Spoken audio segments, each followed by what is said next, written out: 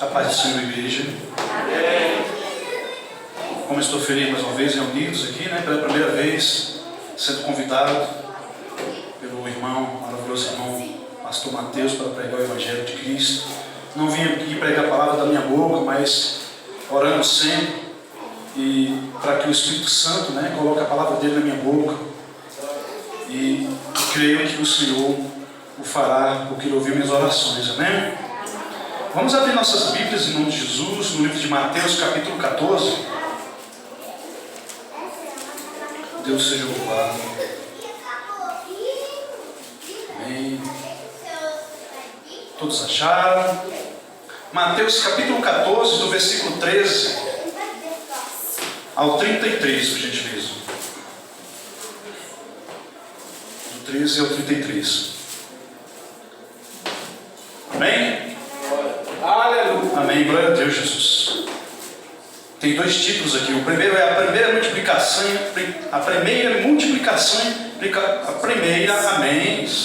Amém. Em nome de Jesus. A primeira é a multiplicação de pães e peixes. A segunda é Jesus anda sobre o mar. Amém? Glória a Deus. Assim fala a palavra de Deus, a mensagem de Jesus. Jesus ouvindo isso, retirou-se dali num barco para um lugar deserto à parte. Sabendo as multidões vieram das cidades seguindo por terra. Desembarcando, viu Jesus uma grande multidão. Uma grande multidão. Compadeceu-se dela e curou os seus enfermos. Ao cair da tarde, vieram os discípulos a Jesus e lhe disseram: o lugar é deserto, vai adiante a hora. Despede, pois, as multidões para que, indo pelas aldeias, comprem para si o que comer. Jesus, porém, lhes disse: não precisa retirar-se, ou seja, não precisa despedir-se das multidões, dai-lhes vós mesmos de comer. Mas eles responderam: não temos aqui senão 5 pães e 2 peixes. Então Jesus disse: trazei-nos. E tendo mandado a multidão se assentar sobre a relva, tomando os 5 pães e os 2 peixes, erguendo-os os olhos aos céus, os abençoou. Depois, tendo partido os pães, deu-os aos discípulos, e estes às multidões. Todos comeram e se fartaram, e dos pedaços que sobejaram, ou seja, que sobraram, recolheram ainda 12 cestos cheios de alimentos. E os que comeram foram 5.000 homens, além de mulheres e crianças. Glória a Deus. Amém, Jesus. O segundo título é: Jesus anda por sobre o mar. Logo a seguir, depois de tudo isso, dessas maravilhas que Jesus fez, logo a seguir, compeliu Jesus aos discípulos, ordenou Jesus aos discípulos a embarcar e passar diante dele para o outro lado. Enquanto ele despedia as multidões, subiu Jesus ao monte a fim de orar sozinho. Então, caindo a tarde, lá estava ele só, lá estava Jesus só. Entretanto, o barco já estava longe, a muitos estádios da terra, a muitos quilômetros da terra, açoitado pelas ondas, porque o vento era contrário. Na 4ª vigília da noite, foi Jesus ter com eles, andando por sobre o mar. E os discípulos, ao verem-no andando por sobre as águas, ficaram aterrorizados, desesperados, e exclamaram: és um fantasma. E tomados de medo, gritaram. Mas Jesus imediatamente lhes disse: tende bom ânimo, sou eu, não tem mais. Respondeu Simão Pedro e disse: se és tu, Senhor, manda-me ir ter contigo por sobre as águas. E ele disse: vem. E Jesus disse: vem, Pedro. E Pedro, descendo do barco, andou por sobre as águas e foi ter com Jesus.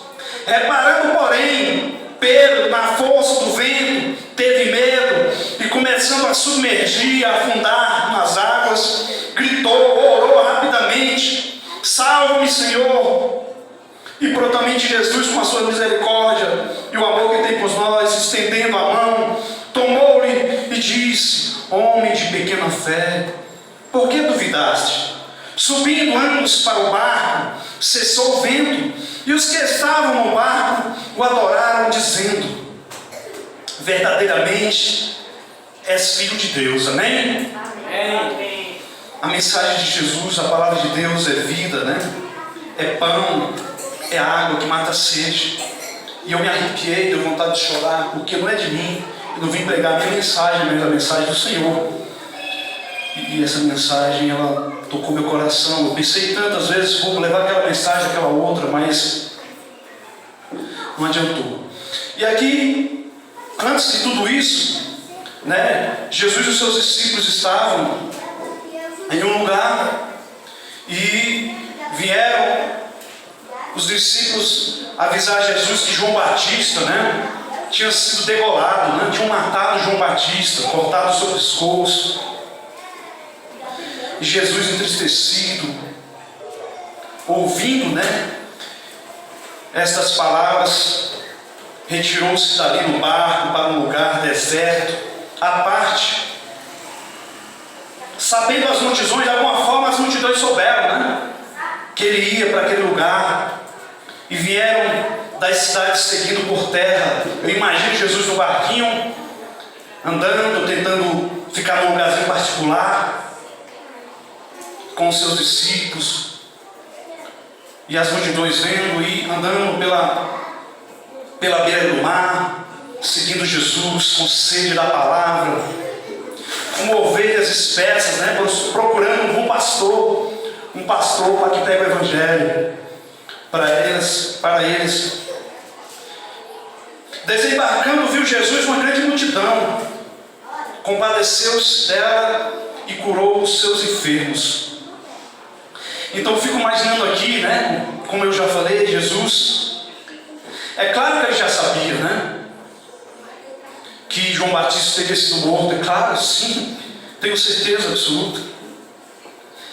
É claro que ele já sabia que ao embarcar com seus discípulos, ao tentar buscar um lugar no deserto, um particular, porque ele estava triste, e porque ao mesmo tempo ele não tinha, nem ele nem seus discípulos, nem tempo para se alimentar direito, né? A sede do povo de Deus era muito grande para ouvir a palavra de Deus, para encontrar um pastor o qual alimentasse com o pão da vida, que é Jesus, e com a água que mate a sede, com o Espírito Santo. Jesus é maravilhoso, e na sua tristeza aqui, querendo ficar no seu particular, qual de nós, se fosse um homem, se fosse nós, não colocaria o barquinho ao contrário e deixaria a multidão lá, de repente, porque estaria talvez triste, cansado, porque já teria trabalhado tanto pregando o evangelho no seu ministério, porque estaria triste, sabendo que João Batista morreu. Mas ele não. Ao desembarcar, viu Jesus a grande multidão, compadeceu-se dela e curou os seus enfermos. Mas também há relatos que ele pregou o evangelho, né? Jesus pregou o evangelho, curou os seus enfermos e também alimentou com material, né? Porque não adianta apenas pregar, levar o alimento material e não alimentar com o Espírito Santo, com a palavra de Deus, com aquilo que nos liberta o nosso coração da imundícia, com aquilo que nos faz conhecer a verdade, nos libertar, conhecer o caminho que é Jesus, e verdadeiramente ser um cristão, andar no caminho do Senhor. Amém? Então Jesus fez isso. E a prova, muitas provas que Jesus e seus discípulos não tinham nem tempo para se alimentar direito, né? Se a gente for aqui no livro de Mateus, no capítulo 8, no versículo 20, o Espírito Santo fala assim através da palavra. Jesus mesmo fala: as raposas têm seus covis, as aves dos céus ninhos, mas o Filho do Homem não tem onde reclinar a cabeça. Então Jesus não tinha onde nem reclinar a sua cabeça, onde descansar. O seu ministério, ele tinha sede no seu ministério. Ele queria que nós, até hoje, ele quer que nós sejamos imitadores dele, né? Muitas vezes, irmão, quantas vezes a gente só em olhar na janela, só porque está nublado, vai cair uma garoa, a gente fala, não vou para a igreja hoje. Eu não vou para a igreja hoje, vai garoar. Vai chover, eu não vou para a igreja. Simplesmente quando a gente está se arrumando, né, para vir com a nossa melhor vestimenta, para servir a Deus, ouvir a palavra, a mensagem de Jesus. E ao passear dentro de casa, sem querer, a gente está com o dedo medindo em algum lugar, dói, aquela dor enorme, a gente fala, não vou mais para a igreja, está doendo. Muitas vezes dá vontade até de falar bobagem. Mas o Espírito Santo tem acalmado os nossos corações. E Jesus tem mostrado aqui o exemplo de que ele jamais abandonou o seu ministério. Ele jamais abandonou o seu ministério. Porque aqui ele poderia muito bem ter dado sequência, né, no seu particular, no discípulo, na sua tristeza, por ter pregado tanto, ouvido que o João Batista tinha sido morto, desviado o barquinho, mas ele não permitiu. Assim como ele dá o exemplo que nós não devemos desviar o nosso barquinho, não importa se estejamos tristes, magoados, não importa se essa mágoa é com o nosso vizinho, assim como eu estou numa luta lá com os vizinhos, 2, 3 vizinhos com som alto, tentando me desconcentrar, tentando me tirar da presença de Deus, e eu orando todos os dias, pedindo, Senhor, liberta os corações dele, e creio que Jesus libertará. Eu não vou desviar do meu barquinho, mas vou orar por eles o máximo que eu puder. O máximo que eu puder, eu orarei por eles, em nome de Jesus. Aleluia. É claro que Jesus sabia, com certeza. É claro que Jesus sabia. Eu creio que Jesus sabia. Jesus, ele é amor, né? Ele prova muito aqui o seu amor. Ele provou as suas tristezas no amor.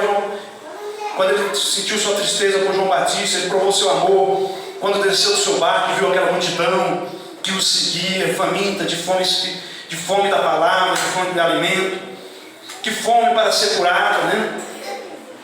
Mas Jesus também ele nos dá prova. E a prova ele nos dá, ele nos experimenta. E ele nos experimenta, ele nos dá prova para provar que ele é Deus. Que só Deus é Deus e não há outro Deus. Amém?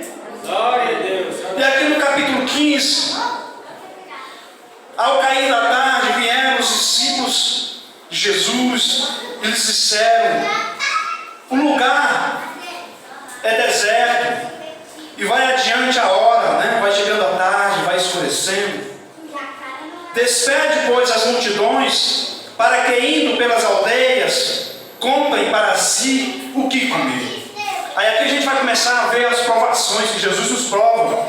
Se Jesus provava os seus próprios discípulos, os apóstolos que andavam com ele, né? E conseguiam vê-los. Imagina nós, né? Porque hoje Jesus não está mais em carne. Apesar que ele morreu, muitos acham que ele está morto. Ele morreu, mas ressuscitou. Jesus está aqui entre nós na mensagem. Amém? É só deixar a mensagem entrar no coração e entender que Jesus prova. Olha Jesus provando aqui os discípulos. Jesus, porém, lhes disse: não precisa retirar-se, não precisa despedir-se das multidões. Não precisa. Porém me disse: dai-lhes vós mesmos de comer. Você acha que Jesus não sabia que as pessoas estavam seguindo ele nas multidões?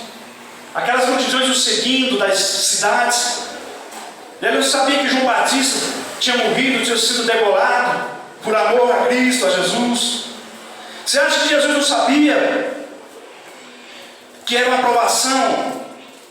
Jesus estava provando aqui os discípulos, né? Aqui é uma provação. Jesus nos ama, mas eles nos provam. Mas eles responderam: não temos aqui senão 5 pães e 2 peixes. Então Jesus lhe disse: trazei-nos. Então aqui começou a provação. Jesus nos ama, ele prova amor a todo momento. Ele não desiste do seu ministério. Ele quer a todo momento que a gente continue, não importa que estejamos fracos, não importa qual tipo de tristeza, decepção ou luta, mas Ele prova aqui que não importa se é apóstolo, se é discípulo, se é pastor, se é presbítero, se é diácono, se é o discípulo qual for, seremos provados de qualquer maneira.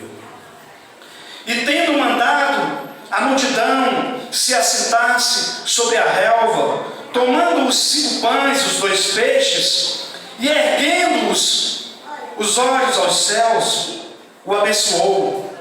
Depois, tendo partido os pães, deu-os aos discípulos, e esses às multidões. Então Jesus, aqui Ele prova que não adianta só pregarmos o Evangelho, alimentarmos a quem está com fome do material, né? Do alimento. É necessário para que eu possa estar aqui nesse momento pregando. Se eu não tivesse me alimentado há 2, 3 dias, uma semana, como é que eu ia ter força, talvez, de estar aqui pregando para vocês? Como teria, talvez, nós força de estarmos aqui, amém? Mas Ele prova de que é necessário também pregarmos a palavra, que é o que nos liberta, que nos enche do Espírito Santo. Porque é a palavra que nos liberta, né? É o que o irmão aqui estava falando do seu irmãozinho. Eu fiquei tão feliz que no livro de João, no capítulo 16, no versículo 8, o Espírito Santo fala o seguinte: e quando Ele vier, e quando o Consolador vier, quando o Espírito Santo vier, Ele convencerá o homem, o mundo, do pecado, do juízo e da justiça. Então não é nós que vamos convencer, não é Ele que convencerá, não é Ele que convencerá minha filha também, que eu sou um cara muito feliz por ter uma filha que completou 18 anos no dia primeiro, considerado dia do trabalho, já trabalhando, e que às vezes fala: pai, estou com saudade, me leva para ouvir a palavra de Deus, que eu já trouxe ela aqui na igreja para ouvir. Igreja qual que somos nós, né? Nós somos a herdeira da cruz. Nós somos o corpo espiritual de Cristo Jesus. Cristo Jesus já age no seu corpo espiritual. Quem é o corpo espiritual? Nós, vocês, eu, todos nós somos o corpo espiritual dele. Aqueles os quais levam a mensagem da cruz, a mensagem de Jesus. Amém? É através dessa mensagem, eu creio que pela minha fé, pelo Espírito Santo me convence, pregando a palavra, e não por mim mesmo. O Espírito Santo um dia convencerá minha filha também de servir, de andar servindo a Jesus Cristo. Amém? Aleluia, Deus. Amém, Jesus. Todos comeram e se fartaram, encheram sua barriga. Aqui fala no capítulo 20, né? No versículo 20. E dos pedaços que sobejaram, ou seja, que sobraram, recolheram ainda 12 cestos cheios. Agora imagina a gente presenciarmos, né? Crer em Cristo é só pelo Espírito Santo convencer, porque não é de homem, né? O homem não consegue, o homem carnal ele não consegue entender, é só o espiritual. Só através do Espírito Santo. Nós e nós mesmos não somos nada. Pregar o Evangelho de nós mesmos não somos nada. Tem que ser o Evangelho de Cristo Jesus. Amém? Como poderíamos entender se não fosse o Espírito Santo? E os que comeram foram cerca de 5.000 homens, além de mulheres e crianças. Imagina só, Jesus Cristo, lógico que ele estava em carne, Jesus é Espírito mesmo em carne, mas ele estava em carne. Foi necessário ele vir em carne, nascer em carne do homem, para que ele sentisse nossas dores, nossas tristezas também, nossas necessidades, de verdade na pele. E ao entristecido, né, por saber que João Batista tinha sido devorado, ele já sabia que, por ver aquela multidão, ele já sabia que aquela multidão estaria ali. E ele curou os enfermos, pregou a palavra de Deus. Ele alimentou com alimento material também. Porque também necessitamos. Não tem como não necessitar. Faz parte do ser humano, do homem que está aqui na terra. Amém? A segunda mensagem é: Jesus anda por sobre o mar. Ou seja, depois de fazer tudo isso, de pregar o Evangelho, de alimentar e curar enfermos, aquela multidão tem relatos que elas começaram a querer fazer de Jesus o seu rei, né? O Messias político. Mas Jesus, percebendo no seu coração, conhecendo no seu coração, e para que não corrompesse os corações dos apóstolos, ele rapidamente ordenou, né? A gente vê aqui no capítulo 22. Logo a seguir, compeliu, ou seja, ordenou, obrigou. Jesus, ele não pede, ele ordena. Ele é Deus. Ele faz isso para que a gente compreenda que ele é Deus. Não há Deus maior do que ele. Ele era, ele é, ele será sempre Deus. Logo a seguir, compeliu Jesus os discípulos a embarcar e passar adiante dele para o outro lado, enquanto ele despedia as multidões. Jesus é maravilhoso. Aqui mais uma vez ele vai provar, vai experimentar, vai dar aprovação, porque Jesus é amor. Mas para que a gente não esqueça que ele é amor, ele dá aprovação, para que a gente entenda em todas as provações que ele é Deus, que só ele é Deus, que as provações existem, não importa se é até mesmo no fogo ou até mesmo na tempestade, mas ele é Deus maravilhoso para dar aprovação. Se tivermos fé, se o foco for ele, se não duvidarmos dele, ele é Deus para não permitir que a gente naufragamos nas águas. Amém? Aqui no capítulo, no livro de Apocalipse, capítulo 3, versículo 10, há uma prova dessa, é uma mensagem que eu amo, nunca esqueço. Para aquele qual guarda a palavra do Senhor, para aquele qual guarda o Evangelho, que teme o Senhor de verdade, que o foco é Jesus, né? Que o modelo é Jesus, que o objetivo é Jesus, que o modelo é Jesus. Aquele que não duvida do Senhor de forma alguma, que ora, mesmo que seja rapidamente, mesmo que seja apenas dizendo: salva-me, Senhor. Ele é Deus para nos salvar, igreja. Não importa a aprovação. Então, no livro de Apocalipse, capítulo 3, versículo 10, o Espírito Santo fala o seguinte através da palavra: porque guardaste a palavra da minha perseverança, também eu te guardarei da hora da aprovação que há de vir sobre o mundo, para experimentar os que habitam sobre a terra. Então todos eram experimentados naquela época. Hoje nós somos experimentados. Quantas pessoas estão aqui que são experimentados? Estão aqui hoje. Quantos que estão ouvindo essa live que estão sendo experimentados? Quantos vão ser experimentados quando a gente for, caso Cristo não venha antes buscar a sua igreja? Ele pode vir de repente depois dessa reunião, ou até mesmo agora, não sabemos. Só ele sabe a hora. Mas devemos guardar a palavra da perseverança. Devemos enchermos a fé. Não devemos duvidarmos do que Deus é capaz de fazer, no mesmo em meio às provações. Amém, igreja? Amém. O Senhor é maravilhoso. E aqui mais uma provação. Porque como devemos acreditar que Cristo sabia que ao despedirmos ele já estava mandando os apóstolos para ser provado naquela tempestade? Eu creio que sim. No 23 o Senhor fala: e despedido das multidões, subiu ao monte a fim de orar sozinho, e caindo a tarde, lá estava ele só. Pois ele despediu as multidões, e lá à tarde já estava Jesus só orando, para você ver o poder da oração.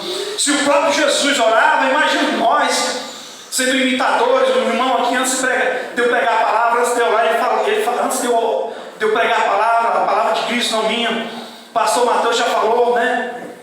Que ao pregar uma hora era necessário 2 ou 3 horas de oração, para que o Espírito Santo entre de verdade em nossos corações e mostre verdadeiramente a melhor forma de entender uma palavra. Amém? E despedido das multidões, subiu ao monte a fim de orar sozinho, e em caída da tarde lá estava Jesus só. Entretanto o barco já estava longe, a muitos estádios da terra, ou seja, a muitos quilômetros da terra, açoitados pelas ondas, porque o vento era contrário. Na quarta vigília de noite, foi Jesus ter com eles andando por sobre o mar. Aleluia. Amém? Então Jesus nos dá a todo momento aprovação, a todo momento Ele nos experimenta. Porque Jesus não é só amor. Jesus não é só coisas materiais.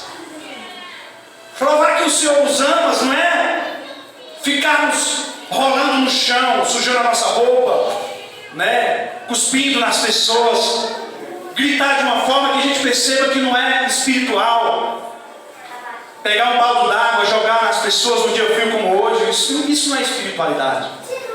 A espiritualidade a gente tem que entender que ela pode ser fingida, forjada, ou meramente fingida. Para que a gente entenda e consiga diferenciar uma da outra, é só ouvindo, lendo, meditando, orando, pedindo a todo momento para que o Senhor nos mostre através da palavra, para que o Espírito Santo nos mostre. Mas eu creio nos dons espirituais. Nós somos uma igreja da Assembleia de Deus, a Bíblica Nacional. Mas aqui nós não pregamos placa de igreja, sim o Evangelho de Cristo Jesus. A gente crê nos dons espirituais. Somos uma igreja pentecostal. A gente só não aceita os excessos, aquilo que já não faz mais parte do Espírito Santo. Amém? Então aqui a gente vê. Lógico que eu tenho certeza absoluta que o Senhor já sabia que essa aprovação viria, que Ele ia dar essa aprovação.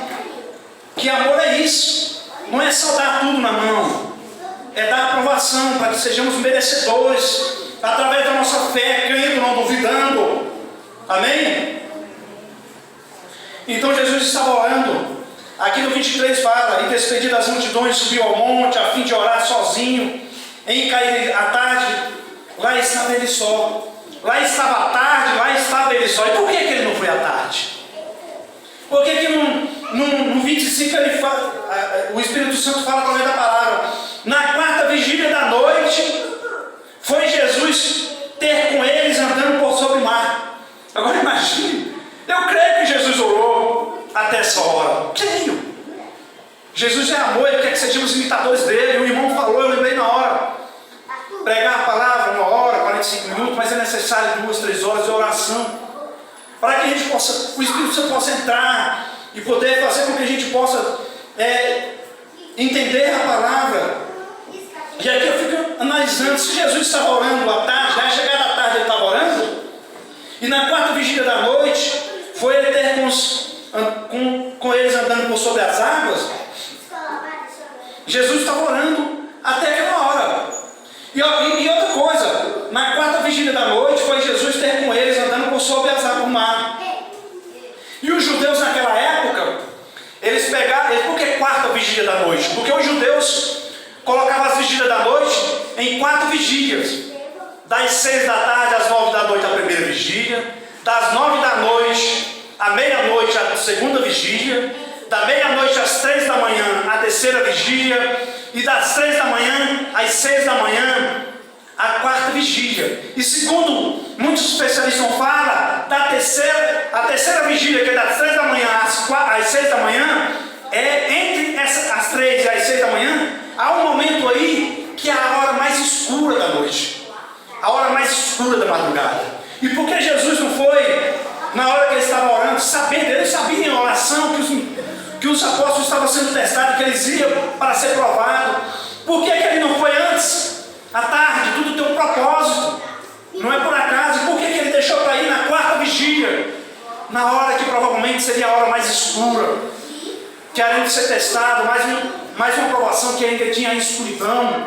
Imagina, o barco vem e vai, onda, relâmpago, trovão, e além de tudo isso no escuro. Jesus sabe o que faz. E aí ele fala aqui no 24: entretanto o barco já estava longe, a muitos estádios da terra açoitado pelas ondas, porque o vento era contrário. Agora imagine, nós em carne, nós aqui nesse barquinho. E quantas vezes já chegamos nesse barquinho, eu já passei por depressões, que o barco era pesado, eu chorei muitas noites. Foi aí onde eu conheci Jesus, quando o barco estava, onda para um lado para o outro, relâmpago, e eu gritava: salve Jesus, eu não tinha mais o que fazer de mim mesmo. não conhecia o Evangelho. E nessa hora, nessa provação, eu comecei a conhecer o Evangelho, comecei a conhecer Jesus. E sei que se alguns de vocês não estão passando por provações, porque Cristo permite, mas há um parente que está passando por uma provação, há um vizinho que está passando por uma provação. E se nós de nós mesmos, não podemos fazer nada, oremos por ela. Não importa se a gente não conhece, não temos amizade, mas nós temos que mostrarmos que somos imitadores de Cristo por amor, amém? E Jesus foi na quarta vigília. Jesus foi na quarta vigília. Jesus não abandona o seu ministério, igreja.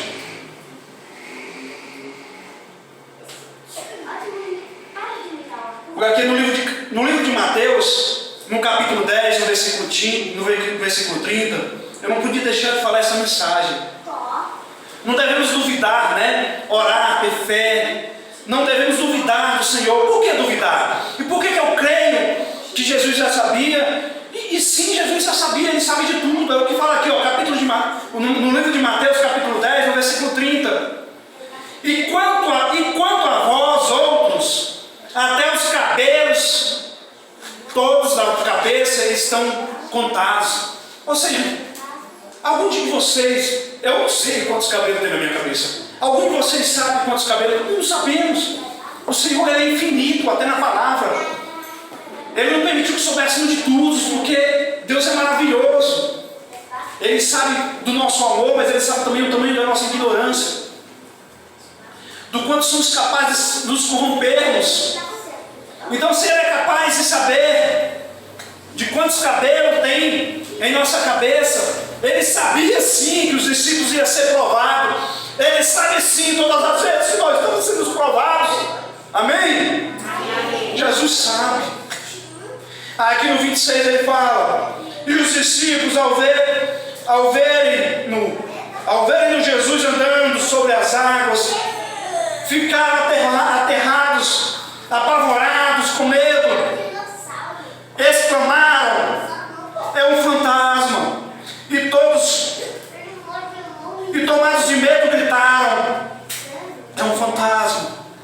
Mas Jesus imediatamente lhes disse: tem de bom ânimo, sou eu, não tem mais. Eu sinto nas minhas orações, quando eu estava gritando: Senhor, por favor, Senhor, não tenho a quem eu recorrer. Eu olhava na janela para ver se eu via pelo menos um animal passando, eu chorando, não tinha ninguém ali humanamente para me socorrer pessoalmente.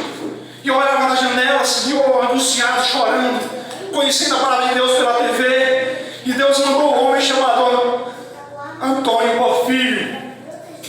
É um homem que eu amo muito em Cristo Jesus.